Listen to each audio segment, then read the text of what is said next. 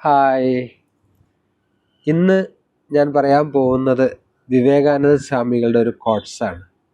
സ്വാമിജി പറഞ്ഞിരിക്കുന്നത് ശക്തിക്ക് പരിഹാര ശക്തിയെക്കുറിച്ചുള്ള ചിന്തയാണെന്നാണ്. ശക്തിക്ക് പരിഹാര ശക്തിയെക്കുറിച്ചുള്ള ചിന്തയാണ്. അങ്ങനെയാണെങ്കിൽ ഏതൊരു പോസിറ്റീവായിട്ടുള്ള കാര്യത്തിനും അതിനെക്കുറിച്ചുള്ള ചിന്തയാണ് വേണ്ടത്. അതല്ലാതെ നേരെ ഓപ്പോസിറ്റിനെ കുറിച്ച് ചിന്തിക്കുമ്പോൾ നമ്മളെന്താ അതിലേക്ക് പോകും. എന്ന് വെച്ചാൽ രോഗഭയം നമുക്ക് വല്ലപോലെ രോഗഭയത്തെക്കുറിച്ചുള്ള ചിന്ത നിരന്തരം ഉണ്ടാവും, നമ്മളിലേക്ക് ഭയം വരികയാണ് ചെയ്യുന്നത്.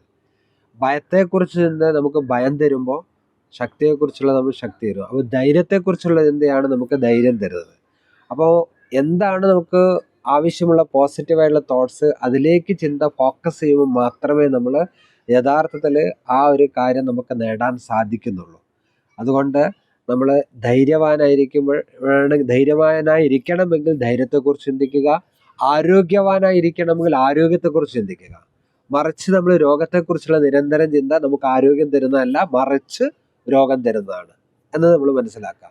ചില ആൾക്കാരെ സംബന്ധിച്ച് വളരെ നന്നായിട്ട് ജീവിച്ചു പോകും, പെട്ടെന്ന് ഒരു ആരോഗ്യ പ്രശ്നം ഉണ്ടാകുമ്പോൾ ആകെ എന്താവും, ഡൗൺ ആവും. കാരണം നിരന്തരം ആ രോഗഭയം അയാളെ അലട്ടി കൂടുതൽ ആരോഗ്യ പ്രശ്നത്തിലേക്ക് പോകും. അതേസമയം മനസ്സ് ശക്തമായിരുന്നാൽ എന്തെല്ലാം ആരോഗ്യ പ്രശ്നങ്ങൾ വന്നാലും നമുക്കതിനെ അതിജീവിക്കാൻ കഴിയുന്നു എന്നുള്ളത് മനസ്സിലാക്കുക. Okay, thank you.